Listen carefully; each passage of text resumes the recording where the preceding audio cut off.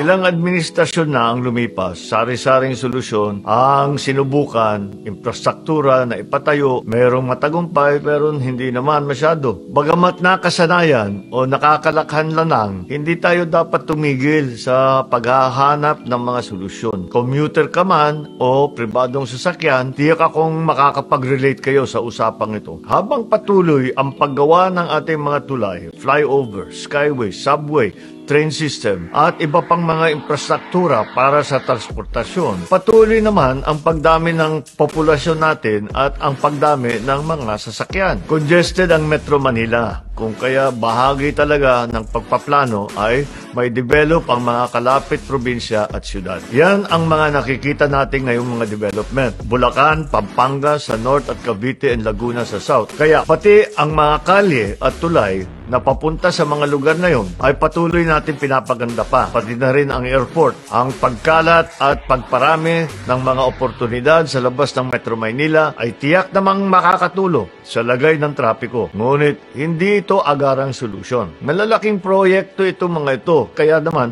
dapat natin isipin na hindi bukas na natin mararamdaman ito. Dahil malaki talaga yung scale at kuminsan pa nga nakakaabala pa doon sa mga traffic ngayon. Kaya pagtsagaan nyo lang. Pero pagka nabuo na yan, asahan ninyo, gaganda ang sitwasyon natin.